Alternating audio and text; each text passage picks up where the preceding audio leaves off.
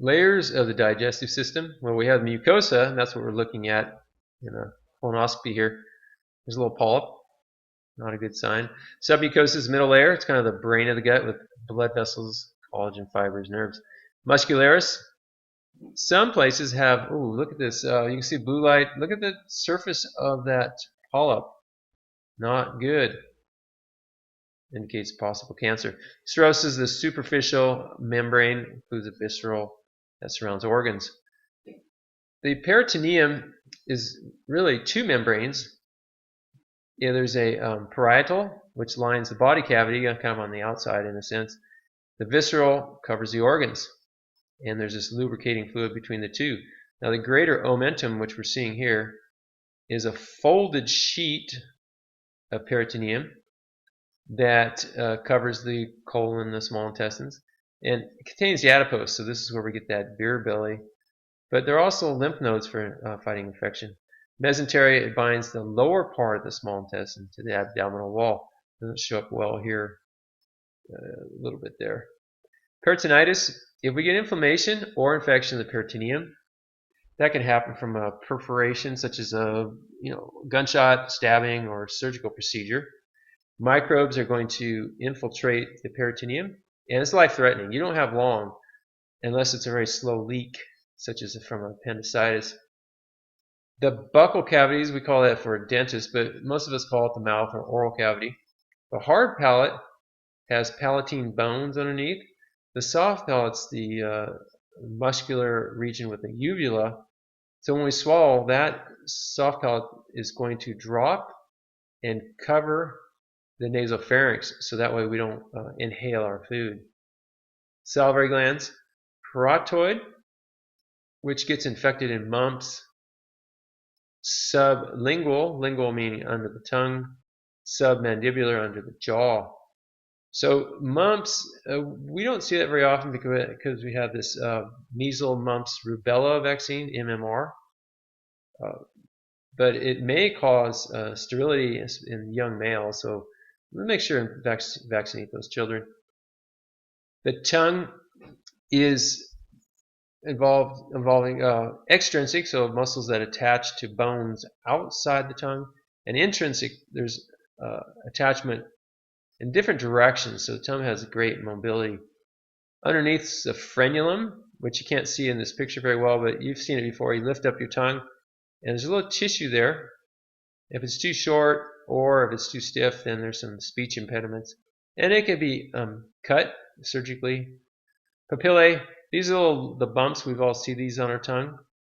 And some are for taste, or gustatory is the word. If you wake up in the morning and have a white, pasty coloration, that's because these dead papillary cells have accumulated during the night. Don't panic.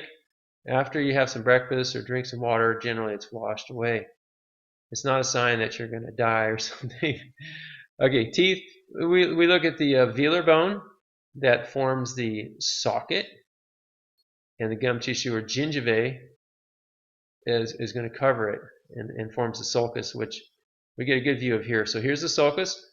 There's periodontal ligaments here in this pink area, and they provide some shock absorption and anchor the tooth. And you want to be careful when you brush your teeth. Just wiggle the brush, a soft bristle in there. You don't want to injure these ligaments. There's the velar bone, the gums. The dentin has a flexibility, but it's also rigid, so the tooth doesn't shatter. It has a lot of hydroxyapatite. Enamel, the toughest substance in the whole body, made of concentrated calcium salts. Protects the tooth from wear and acids, but still be kind to your teeth. Don't try to avoid acidic foods, and certainly don't let them rest in your mouth very long. Pulp cavity, nerves, blood vessels, lymphatic, and they pass out through the apical foramen in the tip here. An endodontist is going to get in there and clean this out in a root canal if there's an infection. Periodontal disease is when we have pyorrhea. Bacteria are going to invade this gingiva, and the response is going to be gum recession. And you can see the different levels of the gum tissue. Gingivitis is a continuation and leads to major periodontal disease where the velar bone is being dissolved by bacterial toxins and the tooth loosens and falls out. Doesn't need to happen if we can maintain good oral hygiene, brushing and flossing, and visiting our dental hygienist. Caries, these are bacteria. Now, they're not eating the enamel. They are eating the sugars in our mouth, and they're releasing acids that dissolve the enamel. It takes about 24 hours for bacteria to form a calcified plaque. So you have 24 hours to brush and floss, or you're going to have a calcified plaque that is very hard to remove without professional instruments. Deciduous, we think of these as the baby teeth, the primary teeth. There's 20 of them. They erupt about, 6 months of age, and then they're going to be replaced between age 6 to 12. So there's a big spread there. It depends on the child. Incisors in front for clipping. Canines, those are our stabbing, tearing, meat shearing kinds of teeth.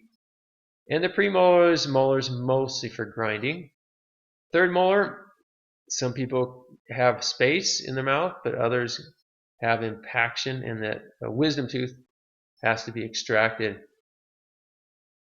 Right, on from the mouth, we go to the pharynx. It's just a muscular tube, and we're going to swallow a bolus, which is the tongue wraps a really slick ball of food, and it slides down. Not the trachea, going down the esophagus. This esophagus is going to pass through at the, here it is, esophageal hiatus. There's esophageal sphincter that reduces backflow. We have an upper and a lower. The lower one is often involved in a GERD, gastroesophageal reflux, or heartburn, and that's when you get backflow. That can be avoided if you have small meals, nothing before bedtime, don't lay down before you eat. Some people put a little wedge, they sleep on a little elevated wedge. Avoid those trigger foods. Everybody's different, but alcohol, peppermint for some reason, and some foods just seem to cause it. There are histamine blocking medicines that neutralize acids like Tagamet. Those are probably safer than the proton inhibitors such as Prilosec, because when you start reducing acid production, you also reduce your capacity to absorb calcium into your bones. Have to be careful about that. Stomach, I got this color version. So we have the cardia here, the body with the central region, and the pyloric. And here's the duodenum. That's the first part of the small intestines. Now, peristalsis is just these wave-like contractions that sometimes you feel when you're hungry. And this is going to propel the food or chyme at this point. Here we go. The chyme is just gastric fluid and food. And we have this retropulsion, so we're going to get this circular action to kind of help mix the gastric fluids with the chyme. Vomiting is when we get a propulsion that may damage that lower esophageal and the esophagus. So we want to avoid vomiting unless it's really necessary to expel the contents of the stomach. Pepsin digests amino acids. Lipase is for fat. Pancreas, these glandular cells do help with the chemical breakdown of chyme. And they also produce hormones such as glucagon. So here's the 3 G's. Glucagon is a hormone that helps to break glycogen, which is a long string of sugars, into glucose. So it's like our natural energy drink. It releases sugars when our blood sugar drops.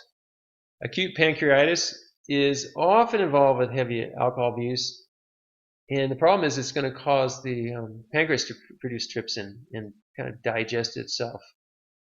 Now, pancreatic cancer tends to be one of those things that males over 50 may get hit with, but fatty foods and smoking, heavy alcohol consumption are also linked. The problem is the symptoms are really mild until the advanced stages. So it's serious because people don't know they have it until they're in stage 4, terminal.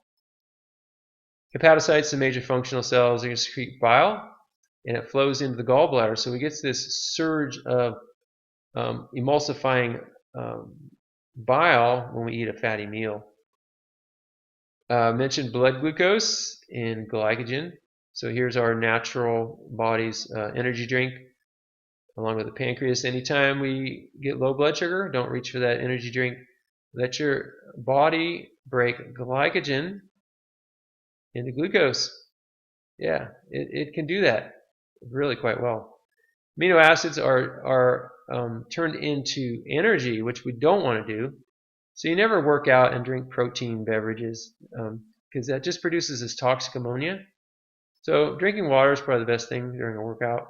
Forget all the amino acid syrupy stuff. The liver also detoxifies alcohol, but it may become cirrhosis when too much alcohol is consumed. Hepatitis A is usually 4 to 6 weeks of infection. Fecal contamination is one of the sources. B and C are more serious. Sexual contact or blood transfusion, hypodermic needles. But interesting, saliva and tears may also transmit it. It's serious because it can lead to cancer. When we do liver enzymes tests, we're looking at what the health of the liver hepatocytes. Gallstones, here's a nice picture of gallstones. They can crystallize for various reasons, and now we have a blockage. We cannot expel this bile through the common bile duct into the small intestines. We use lithotripsy, which is shock wave, or dissolving drugs, or sometimes surgery is done as well. Small intestines, duodenum is the first section. I think I mentioned that. We're not seeing it very well here. And then the jejunum, and the ileum is the longest one. Now the absorption of nutrients is going to happen across these villi. So there's these finger-like projections. Villus is singular. And there's bicarbonate being released because we want to, the chyme is very acidic. We want to buffer those chyme, balls of chyme. Gastroenteritis, see that itis suffix, then we know we have inflammation in the stomach lining. Often caused by contaminated food or water, but there's other disorders that can bring it about. Lactose intolerance, sugars. It's when the cells of our intestinal wall cannot produce enough lactase enzyme to break down dairy products. And so what happens is the feces become swollen with water, and then bacteria are going to ferment some of the undigested, unabsorbed sugars, and so we get gas, bloating. The large intestine or colon is the final stage of, and we're not doing much digesting here in a sense because we're not even producing enzymes. The main role here is let's absorb some water and let's move the rest of this feces out. After about 3 to 10 hours, we call it feces. It's mostly water, inorganic salts, bacteria, and lots of dead cells. And lots of bacteria, yes. Defecation reflex, most of us are familiar with this when we need to have a bowel movement. We get these wave-like peristaltic reactions. Table here, but here's the cecum, it has the appendix. I'll talk about that. Then we go ascending, transverse, descending, sigmoid, rectum, anal canal, and anus. Colonoscopy, long flexible tube to look at these things that are called polyps. This is just a picture of me because when I was in the Coast Guard, we would insert water up our colon if we were lost at sea.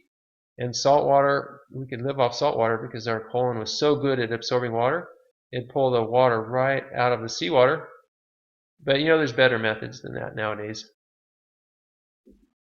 Peptic ulcer, we have lesions in the mucosa, and over time the bacteria, Helicobacter, may get in there and inflame this further. Bariatric surgery, we're going to bypass a lot of the stomach. In fact, we only keep about 5 to 10% of the stomach in a pouch, and we're going to bypass the duodenum and go straight to the jejunum. Colorectal cancer, deadliest of all, or one of the deadliest, and we want to get these polyps snipped out. It's no fun preparing for it, but after about age 50, we got to get it done.